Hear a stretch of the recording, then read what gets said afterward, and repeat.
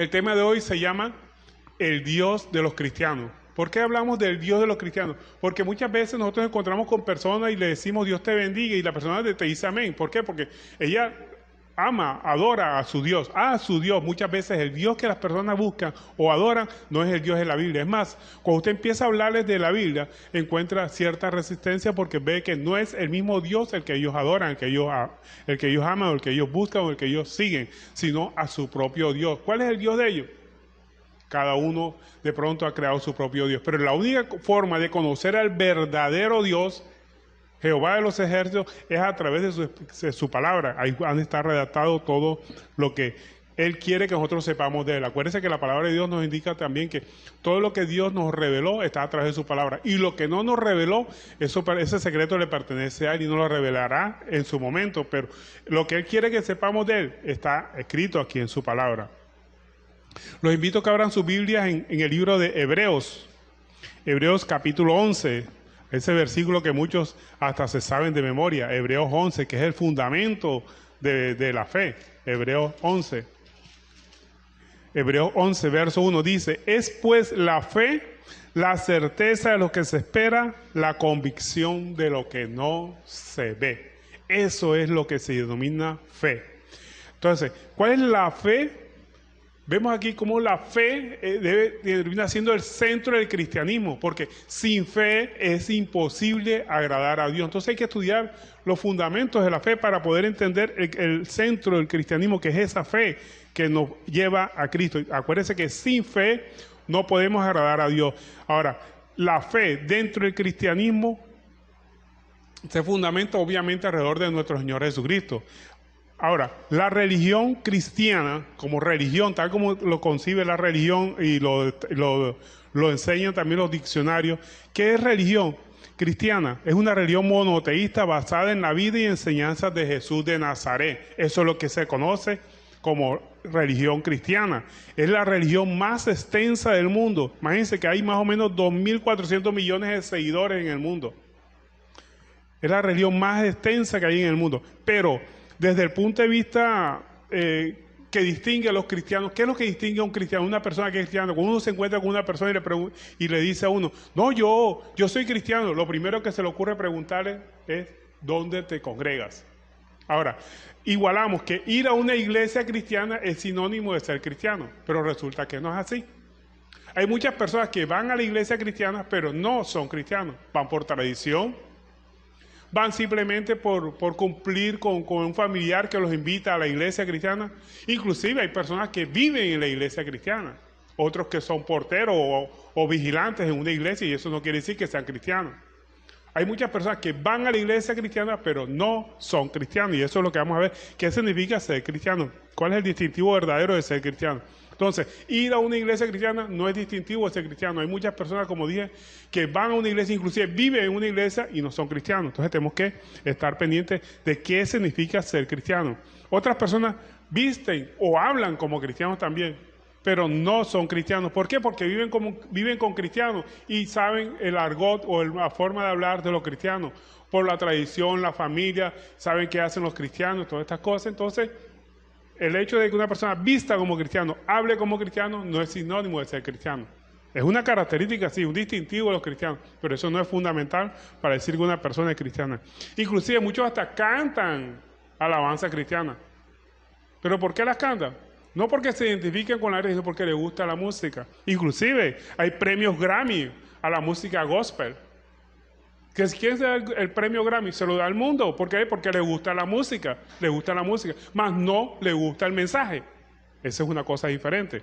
Le gusta esa melodía, cómo está armada, la voz del cantante, muy melodiosa, y muchos cantantes cristianos se han ganado el premio Grammy con la música gospel, música evangélica. Y esa música obviamente está rodeada de ecumenismo. ¿Qué es el ecumenismo? La unidad de credo, lo que le gusta al mundo. El mundo le gusta el ritmo, la cosa, y a veces no mira ni el mensaje. Hay músicas que a uno le gusta, no por el mensaje, sino por el ritmo que tiene. Inclusive hay música que por lo menos a muchas personas les gusta en inglés o les gusta en otro idioma, y a veces no entienden cuál es el mensaje, pero les gusta el ritmo, por lo menos los que les gusta la música africana. Oyen la música, la bailan, la disfrutan, pero no saben qué mensaje está llevando esa música, les gusta el ritmo. Entonces así pasa muchas veces con la música cristiana. Le gusta el ritmo, le gusta la voz del cantante, pero el mensaje como que no le prestan atención. Entonces, el hecho de que a una persona le guste la música cristiana no es sinónimo de ser cristiano. Le gusta simplemente la música, lo que al mundo le gusta. Otros, ¿qué hacen? Otros se persignan, se santiguan. Sinónimo de ser cristiano. ¿Por qué? Porque les han enseñado que persignarse o santiguar, si no lo hacen, le va a ir mal. Incluso si van a trabajar, primero se persignan. Si pasan por una iglesia, primero se persignan. Ahora, todo el que se persigna es cristiano. Ahí es donde está el problema. No todo el que se persigna es cristiano. Ahora, persignarse es malo. No, pues la Biblia no dice nada sobre eso. Si usted le nace y lo hace para Cristo, hágalo, porque lo está haciendo para Cristo. Pero lo más importante que tenemos que tener en cuenta es que muchas personas se persignan simplemente para que no les vaya mal. Inclusive llegan hasta el extremo de sicarios se persignan antes de ejecutar su labor. Se persigna para que les vaya bien. Se persigna para que el cliente, entre comillas, si dijeron una entrevista un sicario, entre comillas, se persigna para que el cliente no sufra. Imagínense ustedes, se persigna. Entonces, persignarse es sinónimo de ser cristiano, pues lo dudo mucho desde este punto de vista. Entonces, muchas personas se persignan, se santiguan simplemente para que les vaya bien, porque si no lo hacen, les va a ir mal. Por miedo, o sea, lo hacen por miedo a que si no lo hacen les va a ir mal. Entonces, desde ese punto de vista, pues, no está conforme a la palabra de Dios. Otros se arrodillan para orar. ¿Arrodillarse es malo? No. Usted puede arrodillarse, puede acostarse, puede sentarse, puede orar como a usted le parezca. Si quiere arrodillado, pues hágalo. Pero hay personas que no pueden arrodillarse por problemas de salud, por problemas de artrosis, qué sé yo, tantos problemas que pueden haber de salud por el cual una persona no se puede arrodillar. Hay personas que no les gusta arrodillarse para orar. ¿Estará malo eso? Pues no, usted puede orar, alabar al Señor en la forma como usted se sienta cómodo. Entonces, orar arrodillado no es sinónimo de ser cristiano. Es sinónimo de que a la persona le gusta hacerlo, pero no es sinónimo de ser cristiano. Hay muchas personas que se arrodillan y oran al Señor, pero cuando se levantan ahí, no están arrodillados ante el Señor, hacen lo que le plazca, hacen su propia voluntad. Arrodillados ante el Señor quiere decir estar sometidos a Dios. Eso es el sentido espiritual, lo que significa arrodillarse. Estar sometido a Dios, estar arrodillado ante Dios, estar sometido a su palabra. Porque hay muchas personas que físicamente se arrodillan, pero cuando van a ejecutar sus acciones normales o diarias, lo hacen contrario a la palabra de Dios. Otras personas también ayunan. ¿Ayunar es malo? No. Si usted lo hace para Dios, hágalo. Y está muy bien que lo haga. Pero hay muchas personas que ayunan simplemente por miedo a que si no lo hacen, no van a sentir el beneficio que Dios le puede dar si no ayunan. Entonces es una forma como que de obligar a Dios para que satisfaga sus necesidades. Es que yo voy a ayunar para que Dios me sane. Es que yo voy a ayunar para que Dios me dé un trabajo. No. Dios no va a aceptar ese ayuno. Porque no hay forma de coaccionar a Dios para que Dios te dé algo. Acuérdense que Dios todo lo que lo hace por amor a nosotros. Ahora, no hay forma de coaccionar a Dios, mucho menos con un ayuno. Otros no comen ciertos alimentos. No, yo no como cerdo. Otros dicen que no comen sangre porque eso lo contradice la Biblia. Bueno, si usted lo hace para Dios, no lo coma. Y si usted come y adora a Dios y bendice los alimentos, pues cómalo, eso no es ningún problema. Simplemente todo lo que usted haga, hágalo para Dios. Dice la palabra de Dios, y todo lo que hagáis, hacedlo de corazón como para el Señor y no para los hombres, sabiendo que el Señor recibirá recompensa de la herencia, porque a Cristo el Señor servís. Eso está en Colosenses 3:23. Entonces todo lo que hagamos tiene que ser para el Señor. Gloria a Dios. Entonces, desde ese punto de vista, puede usted ayunar o no ayunar, y eso no es sinónimo de ser cristiano o dejar de ser cristiano. Otros pues utilizan el diezmo, ¿verdad? Diezma. Yo voy a diezmar para que Dios me bendiga. Yo voy a diezmar para que Dios me dé más cosas. Dios me dé más dinero a mí. Dios me bendiga.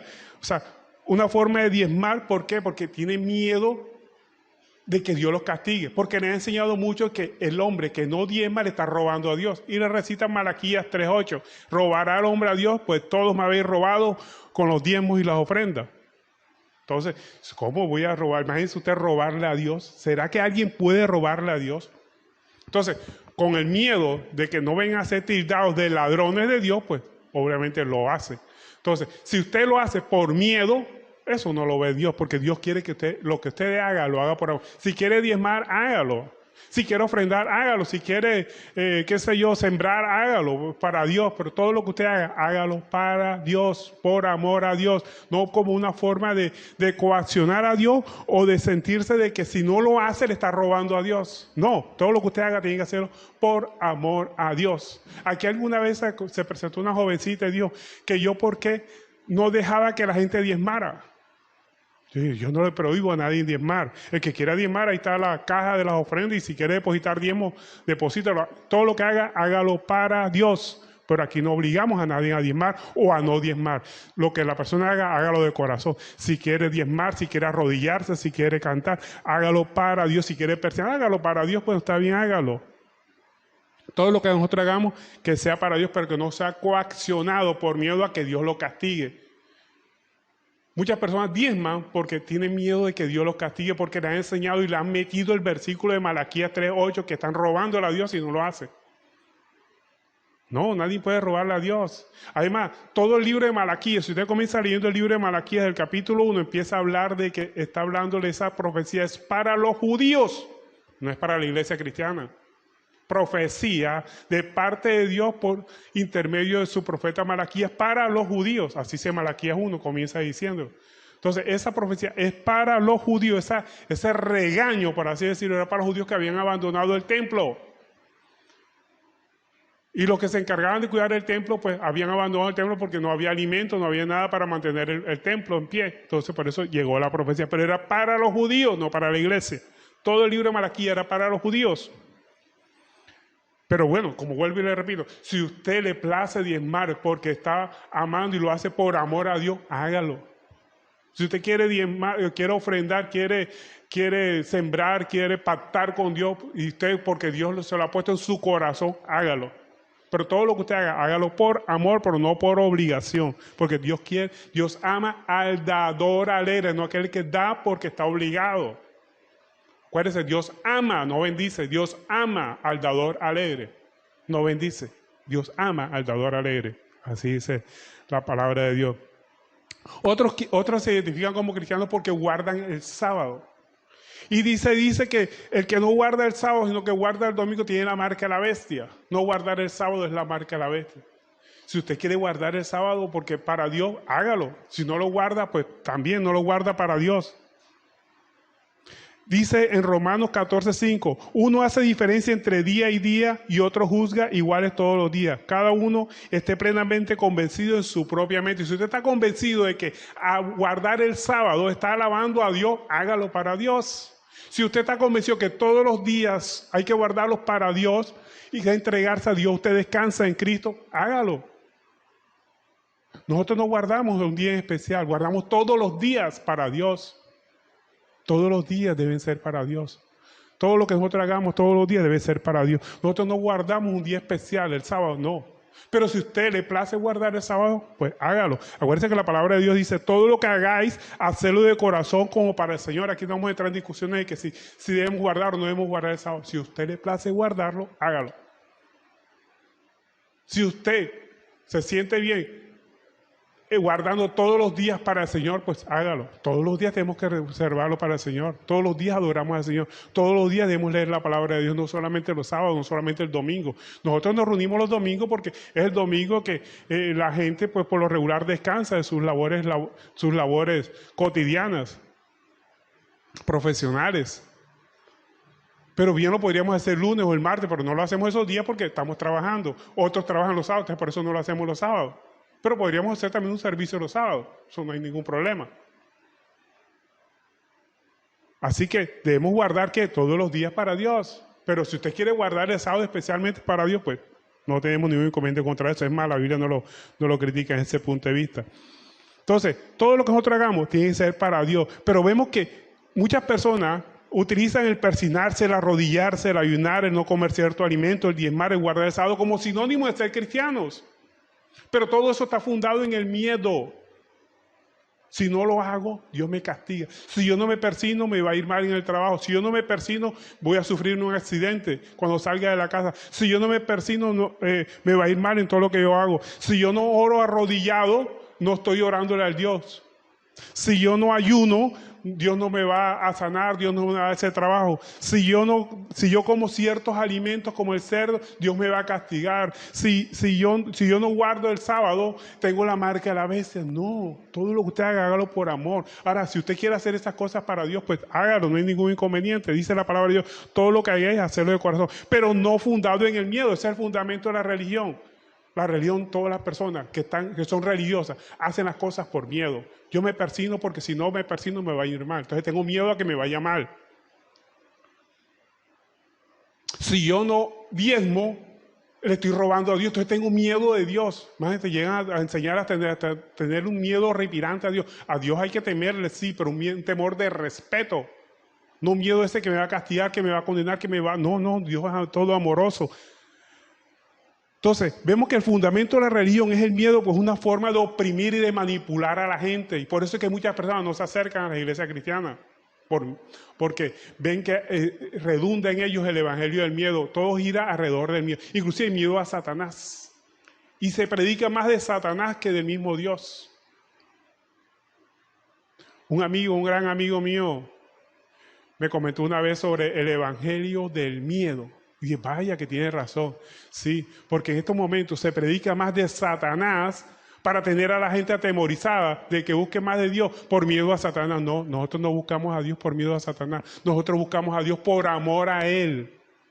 Porque en Él encontramos paz, en Él encontramos gozo, en Él encontramos reconciliación con Dios, en Él encontramos esa paz que el mundo no nos puede dar. No por miedo buscamos de Dios. No busco de Dios por miedo a la enfermedad, por miedo a que Dios no me sane. No estoy buscando de Dios. Yo no busco a Dios porque tengo una enfermedad y quiero que Dios me sane. No. De pronto el vehículo que Dios permite en mi vida para buscar de Él es a través de una enfermedad, a través de una calamidad. Pero no debemos buscar a Dios por miedo a una enfermedad, por miedo al sufrimiento. Muchos buscan de Dios por miedo a la pobreza. Y por miedo a la pobreza entonces diezma, ¿no? Para que Dios me bendiga y me multiplique todo lo que yo tengo. Otros por miedo al diablo y otros por miedo inclusive a Dios. Ese es el fundamento de la religión, el miedo. El miedo, y es una forma de oprimir y de manipular a las personas. Entonces las personas terminan dando todo su dinero, todos sus bienes por miedo, hacen las cosas por miedo, guardan el sábado por miedo, diezman por miedo, ofrendan por miedo, ayunan por miedo, se persignan por miedo, se arrodillan por miedo, ayunan por miedo. Todo lo hace por miedo. No, todo lo que usted haga tiene que hacerlo por amor a Dios. Es para Dios porque lo está haciendo para Dios. Entonces, el fundamento de la religión es el miedo. Ese no es el fundamento del cristianismo. Vamos a ver cuál es el fundamento del cristiano. ¿Qué significa ser cristiano? En el contexto tradicional cristiano, es la persona que profesa creer en Jesús como el Cristo. Ahora, ¿qué significa Cristo? Cristo es ungido, el enviado, el prometido por Dios para salvación de toda la humanidad. Eso significa Cristo, el prometido, el ungido. Eso es Cristo. Entonces, en el contexto tradicional cristiano es la persona que profesa creer en Jesús como el Cristo. El centro del cristianismo es Jesús, Cristo, Jesús el Cristo o Jesucristo, resumido en una sola palabra, Jesucristo. Jesús el Cristo, Jesucristo. Ese es el centro del cristianismo. Lo que nos mueve a nosotros no es el miedo, es Jesucristo. Eso es en el contexto tradicional. En el concepto bíblico, ¿qué significa ser cristiano? Tener una relación personal con Cristo.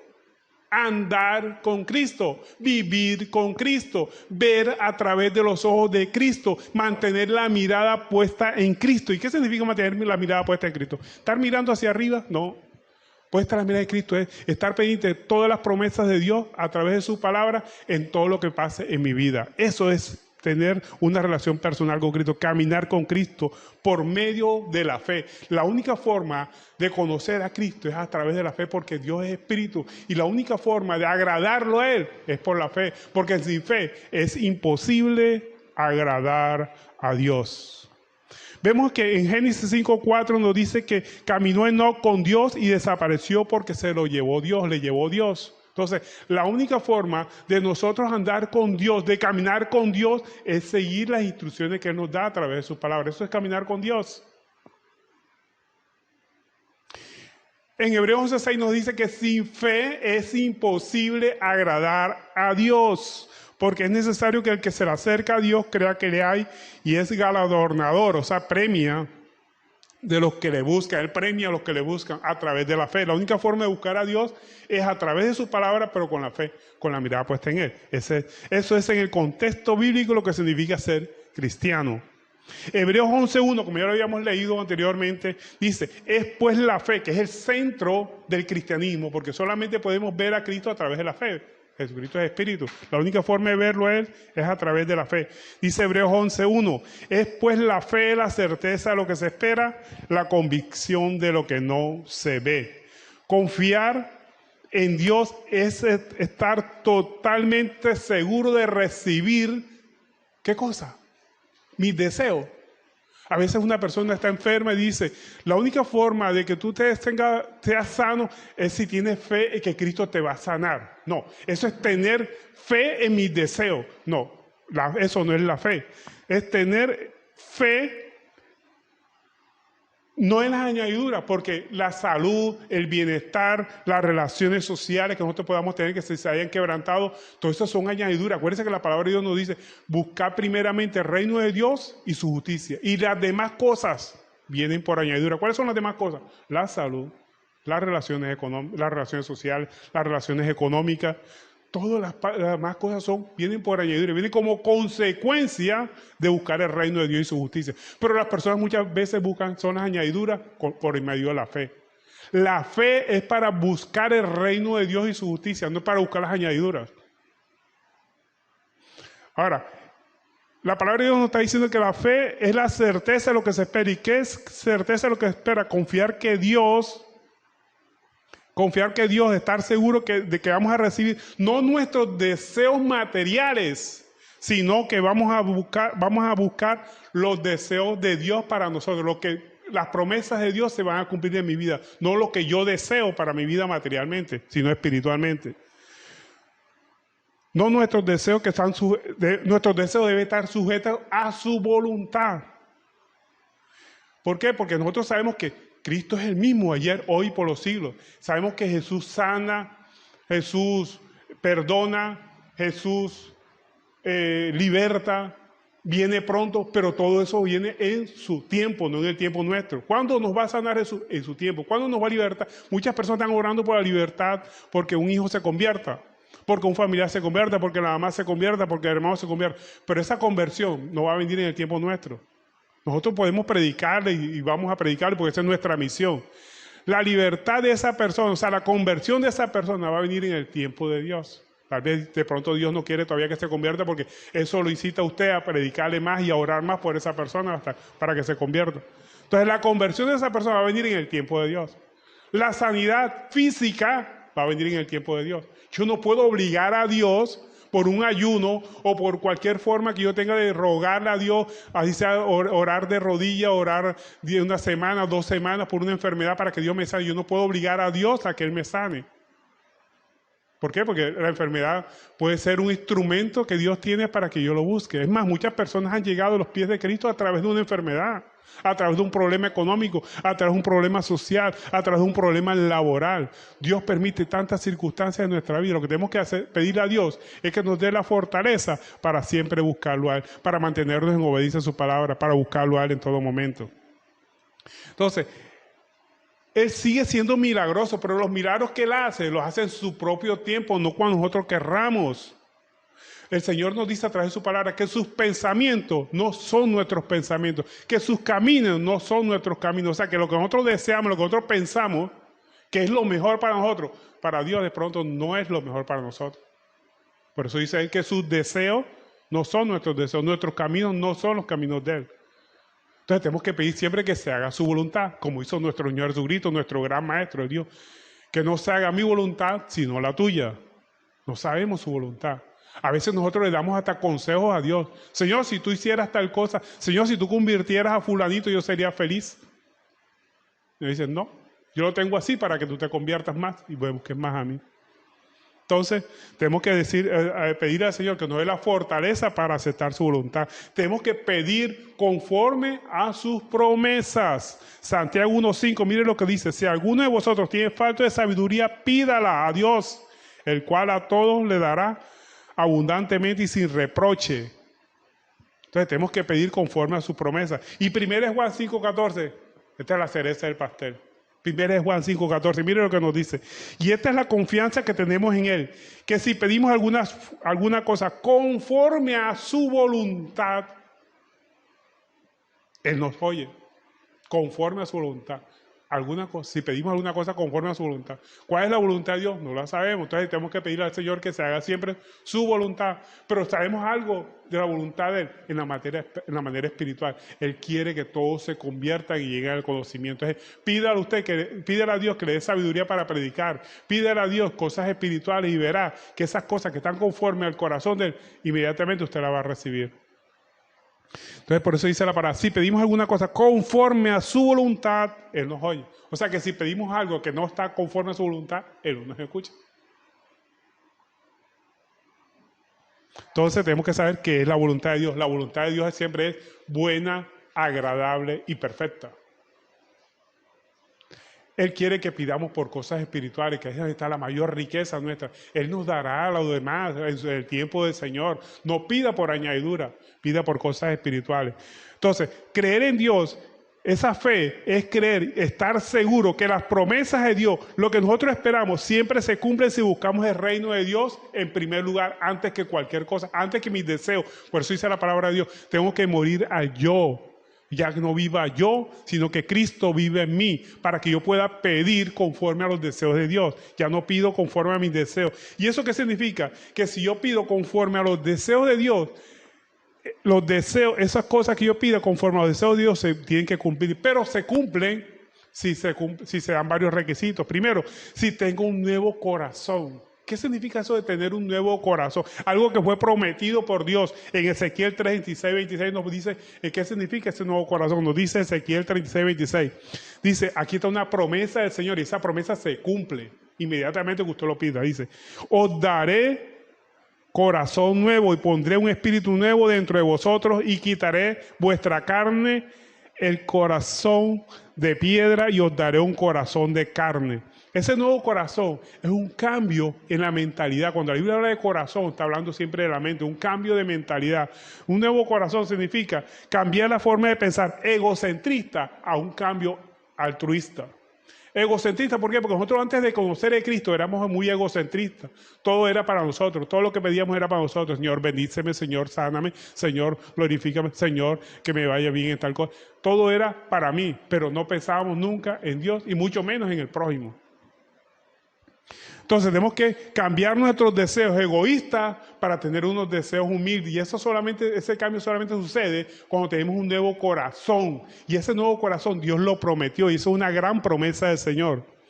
1 Juan 1:9 nos dice: si confesamos nuestros pecados, Él es fiel y justo para perdonar nuestros pecados y limpiarnos de toda nuestra maldad. O sea, para tener un nuevo corazón tenemos que confesar nuestros pecados.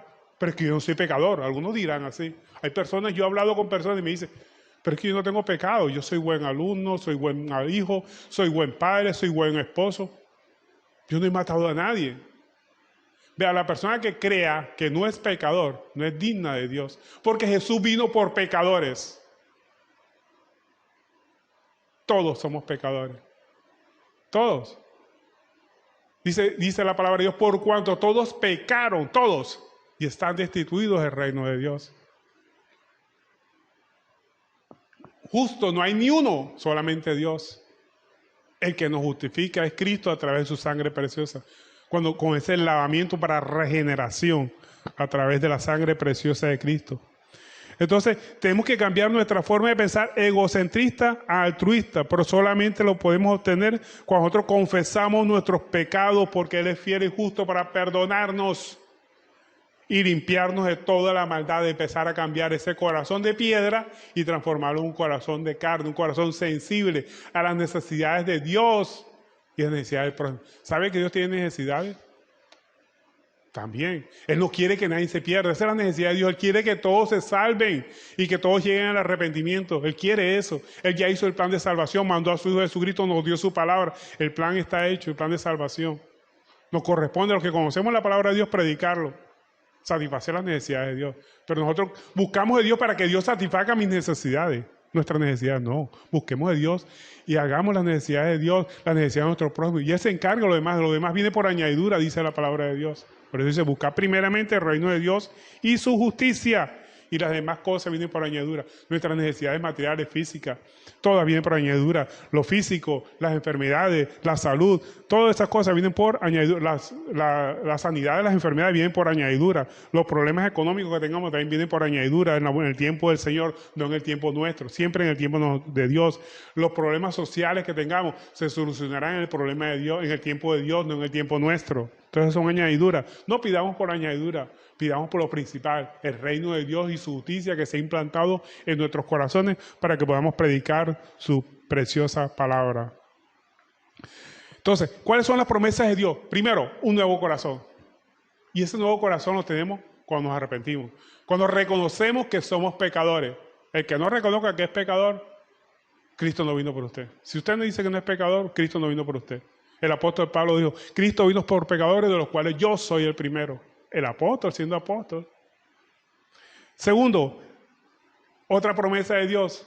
Primera promesa, nuevo corazón. Segunda promesa, paz. Esa paz que sobrepasa todo entendimiento cuando nosotros buscamos de Cristo. Una paz en medio de los problemas. Una paz que sin importar el problema por el que esté pasando, usted puede dormir tranquilo porque tiene a Cristo en su corazón. Y sabe que Cristo está trabajando a su alrededor a través de los problemas, a través de todas las circunstancias. Es que la verdadera fe es cuando usted ve la mano de Dios actuando en todas las cosas que estén pasando, en la enfermedad, en las tribulaciones, en los problemas, en las circunstancias adversas que está pasando. Ve la mano de Dios, usted vive tranquilo, usted vive en paz, porque ve la mano de Dios, le da una tranquilidad. Por eso en Juan 14:27 nos dice, esa es la promesa del Señor, dice, la paz os dejo, mi paz os doy, yo no la doy como lo da el mundo. No se turbe vuestro corazón ni tenga miedo. ¿Cómo da el mundo la paz? Cuando está enfermo, a través de un médico que te diagnostica, te dice que estás bien. O te da una medicina y te compone y te da la salud. Porque Dios lo permite. Entonces te viene esa paz, tranquilidad, pero es efímera porque mañana más tarde te puede venir otra. O te soluciona el problema económico, pero al año o un tiempo determinado te vino otro problema económico. O sea, es una paz efímera, mientras que la paz que da Cristo es paz en medio de los problemas, una paz permanente, una paz que el mundo no te puede dar nunca, una paz que sobrepasa todo entendimiento, porque ¿cómo puede estar una persona tranquila en medio de problemas? Bueno, eso lo da Dios, cuando lo buscamos a Él. La segunda promesa del Señor, la tercera, ya vimos la segunda, ¿verdad? La segunda es esa paz que Cristo solamente nos puede dar. La primera es el nuevo corazón. Y la tercera es la vida eterna. Son las tres grandes promesas que Dios nos ha dado. Primera, un nuevo corazón. Segunda, la paz, su paz. Y tercera, la vida eterna. En 1 Juan 2:25 dice, y esta es la promesa que Él nos dio, vida eterna. La vida eterna en Cristo Jesús, que solamente la podemos obtener a través de Él, a través de la fe, porque con la fe, viviendo de las promesas de Cristo, estamos seguros que recibimos vida eterna. No hay forma de que pierda la vida eterna. ¿Por qué? Porque esa depende de Dios, no es nuestra, es un don de Dios, un regalo de Dios, y lo que Dios lo da no lo quita. No es por obra para que nadie se gloríe, sino por su dádiva, por su gracia. Entonces, creer en Cristo, tener esa fe en Cristo, es estar convencido que Él hará todo lo que dice, a pesar de que no vemos la respuesta en el momento que nosotros querramos, a pesar que las circunstancias sean adversas, a que todavía no vemos hecha realidad esa promesa. Tenemos la seguridad porque descansa en las promesas de Dios de que Él nos va a dar sus promesas y que Él no falla nunca. Jesús le dijo a Tomás, porque has visto, has creído. Cuando Tomás le metió los dedos en la llaga para que viera que era Jesús, y le dijo a Tomás, dichosos los que creen sin haber visto. O sea, somos nosotros. No hemos visto a Jesús físicamente, pero creemos en Él. Dice la palabra de Dios que somos más dichosos, más bienaventurados, porque creemos sin haber visto. Esa es la verdadera fe, creer sin haber visto las promesas de Dios cumplidas en nuestra vida. En Hebreos 12, verso 2, sigamos Hebreos 12, verso 2. Estamos viendo sobre el fundamento del cristianismo y vamos a identificar cuál es el Dios del cristianismo. Hebreos capítulo 12, verso 2 dice, puesto los ojos en Jesús. Ese es el Dios del cristianismo. Puesto los ojos en Jesús, el autor y consumador de la fe, el cual por el gozo puesto delante de él, sufrió la cruz menospreciando el oprobio y se sentó a la diestra del trono de Dios. Puesto los ojos en Jesús. ¿Qué significa tener puesto los ojos en Jesús? Tener en cuenta sus promesas. Eso es tener puesto los ojos en Jesús. Tener en cuenta sus promesas, no mis deseos. Yo deseo ser sano, yo deseo ser prosperado, y si Dios no me prospera, si Dios no me sana, es porque Jesús no está conmigo. No, es puesto los ojos en Jesús, es tener en cuenta sus promesas, reconocerlo como Señor y dueño, Señor y Salvador nuestro. ¿Qué significa tener a Jesús como Señor? Muchos les han enseñado, tienes que aceptar a Jesús como Salvador, como Señor y Salvador. ¿Qué significa tener a Jesús como Señor? Tenerlo como dueño, no solamente del universo en general. Jesús es dueño, sino dueño nuestro también. Somos sus siervos. Dueño significa dueño, Señor significa dueño. Él es dueño absoluto de todo. De todas las cosas materiales y inmateriales que usted ve, Él es dueño de todo eso y también dueño de nosotros. Y si Él es dueño de nosotros somos sus sirvientes. Eso significa que Jesús es nuestro dueño y que además de ser nuestro dueño, nuestro Señor, y que es dueño de todo lo que está a nuestro alrededor, Él gobierna sobre todo el mundo, sobre todas las circunstancias que hay a nuestro alrededor, sobre toda nuestra vida. Él gobierna. Y si usted tiene en cuenta que Él es el dueño suyo, el dueño de todas las cosas, y que Él gobierna en todo el universo y gobierna en su vida también, usted no tiene miedo de nada a lo que suceda. Usted no tiene miedo de esa enfermedad, usted no tiene miedo de esa calamidad, usted no tiene miedo de ese problema por el que esté pasando, porque sabe que Dios tiene el control de todo lo que está sucediendo en su vida. Como dice Romanos 8:28, todos los que aman a Dios, todas las cosas le ayudan a bien. Esto es lo que conforme a su propósito son llamados. ¿Por qué? Porque reconocen a Jesús como dueño, Señor, de todo lo que sucede alrededor. Y también lo reconoce como Salvador. Pero para reconocer a Jesús como Salvador, tengo que reconocer que soy pecador, que estoy perdido sin Él. Una persona que está ahogando en el mar y llega alguien a salvarlo. La única forma de que ese que llegó a salvarlo sea salvador de esa persona es que ella lo acepte como salvador, porque si no lo rechaza y se sigue hundiendo. No, tú no, y se sigue hundiendo. Tiene que reconocerlo como salvador y así ceder, agarrarse de esa persona, ¿verdad? El Salvador es un experto nadador. Él sabrá cómo coger a esa persona que trata de agarrarse, porque muchos nadadores se han ahogado cuando el que se está ahogando trata de agarrarse de él y terminan los dos hundiéndose. Pero en el caso de nuestro Señor Jesucristo, Él sabe cómo socorrernos y ayudarnos y sacarnos adelante. En otras palabras, para que Jesús sea nuestro Salvador, tenemos que reconocer que sin Él estamos perdidos, que estamos perdidos completamente sin Él, que Él es el que nos puede ayudar. ¿Y de qué nos salva Él? De nuestra propia maldad, de nosotros mismos. Nosotros somos malos por naturaleza. Solamente sabemos pedir para nosotros mismos, para nuestras propias necesidades. También ¿de qué nos salva a nosotros? Nos salva del miedo de las cosas que están pasando a nuestro alrededor. Porque si sabemos que Dios tiene el control de todo lo que pasa a nuestro alrededor, de todas las circunstancias a nuestro alrededor, se nos va el miedo. Y esa es la paz que Cristo nos ofreció, para que se nos vaya el miedo. Él tiene el control de todas las cosas que pasan a nuestro alrededor. Entonces, puesto los ojos en Jesús es tener los ojos puestos en sus promesas. Reconocerlo como Señor y como Salvador, como dueño absoluto que gobierna sobre mi vida y como mi Salvador que me salva en mi maldad y de miedo. Entonces, no tengo en cuenta las circunstancias, porque las circunstancias Dios las utiliza para trabajar en mí, de trabajar en cada uno de nosotros. Las circunstancias son los instrumentos que Dios utiliza para llevarnos a Él. Todos hemos llegado en manos de Dios por algún problema, alguna circunstancia que Dios utilizó en nuestra vida para llevarnos a Él. Entonces, cuando nosotros reconocemos al Señor como Jesús, como Señor y como Salvador, no tenemos miedo de las circunstancias adversas por las que estemos pasando. ¿Por qué? Porque sabemos que son los instrumentos que Dios utiliza para llevarnos a Él. Reconocer que tenemos un problema que nadie nos puede ayudar, que solo Cristo lo puede hacer. ¿Por qué? Porque son instrumentos que Dios hizo. Ese instrumento que Dios utiliza, no solamente para que lo reconozcamos en todos nuestros caminos, sino para forjar nuestra fe. Esos instrumentos que Dios utiliza para forjar nuestra fe. Mire, en Deuteronomio 8:3, mire lo que nos dice, todo lo que el pueblo de israelitas sufrió, lo que Dios permitió en su vida. ¿Para qué fue? Mire lo que dice Deuteronomio 8:3. Dice, y te afligió y te hizo tener hambre y te sustentó con maná, comida que no conocías ni tus padres ni lo habían conocido, para hacerte saber que no solo de pan vivirá el hombre, más que de todo lo que sale de la boca de Jehová vivirá el hombre. Entonces, Dios permite las circunstancias adversas en nuestra vida para afligirnos, para que pongamos la mirada en Él y que solamente veamos que no solo de pan vivirá el hombre, sino de toda palabra que sale de la boca de Jehová. Amén. Entonces son circunstancias que Dios permite en nuestra vida.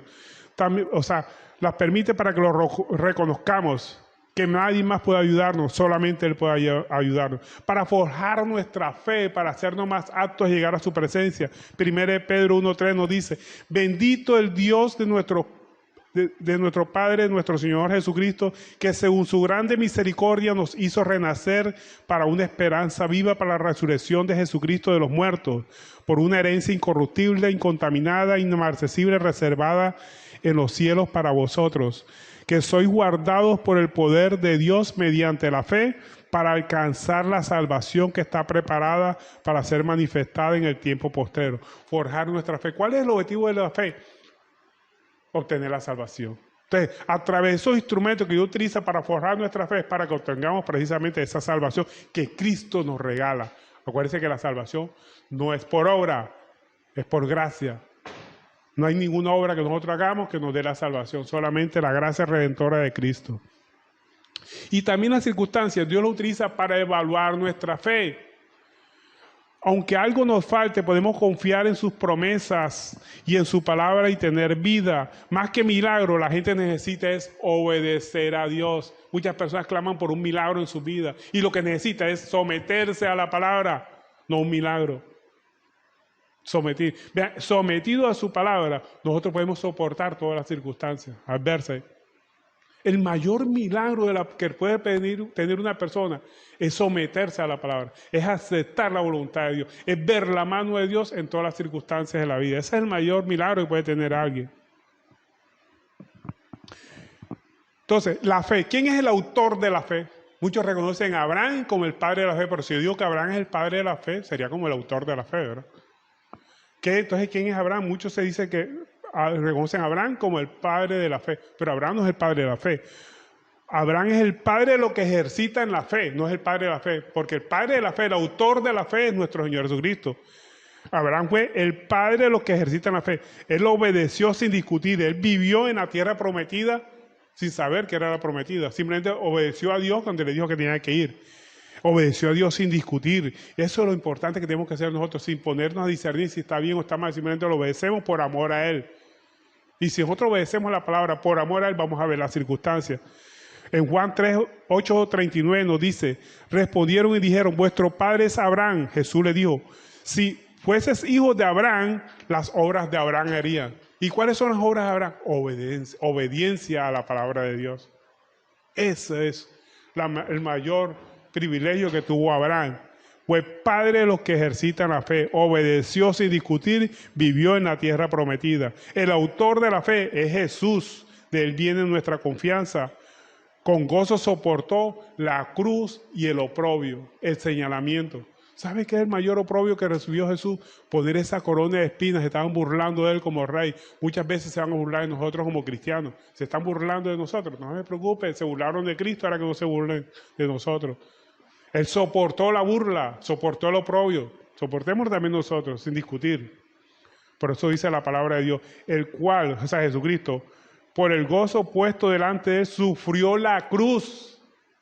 Por eso dice la palabra de Dios, el que no toma su cruz y me sigue, no es digno de mí. Toma su cruz. Y tomar nuestra cruz es soportar la humillación, el señalamiento por ser cristiano. Eso significa tomar la cruz de Cristo. Y lo vamos a tener. Se van a burlar, vamos a sentir oprobio. No espere el aplauso del mundo. Espere el aplauso de Dios, que Dios lo vea con buenos ojos. Espere la bendición de Dios, no espere el aplauso ni siquiera de los cristianos. No espere el aplauso de nadie por hacer la obra de Dios. Entonces Cristo es el autor y consumador de la fe. De Él viene nuestra confianza. Con gozo soportó la cruz, el señalamiento, el oprobio, la burla. Es el consumador de la fe. ¿Por qué es el consumador de la fe? Porque cumplió la labor encomendada. ¿Y cuál era la labor encomendada? Hacer la voluntad del Padre. Nosotros tenemos una voluntad que nos dieron, ir por todo el mundo y predicar el Evangelio, cumplir la gran comisión. Tenemos una gran comisión, tenemos que ser consumadores de la fe, cumpliendo la gran comisión, que es predicar el Evangelio a toda criatura. Y a toda criatura no es hacer lo que otros hacen. Algunos Dios los pone a predicar en parque, y está bien, yo no tengo nada en contra de que prediquen en un parque, pero ¿será que Dios me puso a mí también a predicar en parque? Ahí te puede poner a predicar en los hospitales, a otro puede poner a predicar en los colegios, a otro puede poner a predicar en otras partes, en la universidad, en los compañeros de trabajo, bueno, en distintas formas. O sea, Dios trabaja en cada uno, diferentes formas. Por eso dice la palabra de Dios, dice, Jehová es mi pastor, no es nuestro pastor. O sea, cada uno lo pastorea de forma diferente. No trate de hacer lo que otros hacen, haga lo que Dios le pone en su corazón. Y hágalo todo por amor a Dios, por amor a su obra. No haga lo que otros hacen. ¿Otros les gusta predicar en parque? Hágalo, si Dios lo pone en su corazón. Pero no imite a otros. Hágalo, que usted le pone Dios en su corazón. Entonces, tenemos que cumplir la labor encomendada. Ir por todo el mundo y predicar el Evangelio. ¿Cuál es el mundo? El lugar donde uno se desenvuelve, donde uno se desarrolla normalmente, cotidianamente. En nuestro trabajo, en nuestros quehaceres diarios, en la tienda, cuando va a la tienda, predique. Entonces, Él es el autor y consumador de la fe. Tuvo en menos la burla. Cristo tuvo en menos la burla. La corona de espina era una burla. Como Él se dijo que era rey de los judíos, entonces le pusieron una corona de espina para que te duela, tenga. Él soportó la burla. Soportó el problema. Tuvo en menos sus propios deseos. Él tenía todo el poder, la facultad de bajarse de la cruz, de no ni siquiera ir a la cruz. Pero Él lo soportó la cruz. ¿Todo por qué? Por cumplir la voluntad del Padre, porque Él tenía que ir a la cruz del Calvario para salvación de todos nosotros. Entonces, tuvo en menos sus deseos. Los que viven conforme al reino de Dios tienen en poco sus deseos. Los deseos de este mundo desean hacer lo que cumplen la voluntad de Dios, desean hacer la voluntad de Dios, no la propia. Por eso dice la palabra de Dios, someteos a mí, resistir al diablo y este huye. El problema grande está en nuestros deseos. No se ponga a pelear con el diablo. Por eso yo le digo siempre, no se ponga a pelear. Pelee contra sus propios deseos. ¿Qué quiere hacer usted? Esos deseos carnales. Pelee contra eso. Y si usted no hace lo que sus deseos quieren, sus deseos carnales quieren, Satanás no tiene nada que hacer. Él entra por los deseos suyos, carnales, no los deseos espirituales. Porque lo que el espíritu quiere va contra la carne y lo que la carne quiere va contra el espíritu. Entonces, luche usted mismo contra sus propios deseos. Esta es la verdadera lucha que nosotros tenemos contra nuestros propios deseos. Grábese ese, Santiago 4:7. Someteos pues a Dios, resistir al diablo y huirá de vosotros. Hay una alabanza que dice que coge sus maletas y se va. Por eso entonces, los verdaderos hijos de Dios, los del reino de Dios, desean hacer la voluntad de Dios. Por eso en Juan 10:27 dice, mis ovejas oyen mi voz y me siguen. Y yo les doy vida eterna y no perecerán jamás, ni nadie las arrebatará de mi mano. Mis ovejas oyen mi voz. Y su voz es esta, la palabra, hay que seguirla. Me siguen. Y en Juan 18:36 se respondió Jesús, mi reino no es de este mundo. Si mi reino fuera de este mundo, mis servidores pelearían para que yo no fuera entregado a los judíos. Pero mi reino no es de aquí. O sea, el reino de Dios no es de aquí, de este mundo. Entonces, Cristo, sabemos, el centro de todo el cristianismo es Cristo, no el miedo. Cristo salva, Cristo sana, Cristo liberta, Cristo viene pronto. ¿Cuántos lo creen? Cristo sana, salva, reina, viene pronto, liberta, pero este cumplimiento de esta promesa se da con la predicación del Evangelio. Él sana, liberta, viene pronto cuando nosotros predicamos el Evangelio. ¿Cómo? Ese es el cómo. ¿Y cuándo? En el tiempo de Él, no en el tiempo nuestro. ¿Cuándo sana Cristo? En el tiempo de Él. ¿Cuándo liberta a Cristo? En el tiempo de Él. ¿Cuándo salva a Cristo? En el tiempo de Él. ¿Cuándo viene Cristo? En el tiempo de Él. No en el tiempo nuestro. No cuando yo quiera viene Cristo. No en el día que yo ponga. ¿Cuándo me va a sanar Cristo? Cuando Él lo disponga.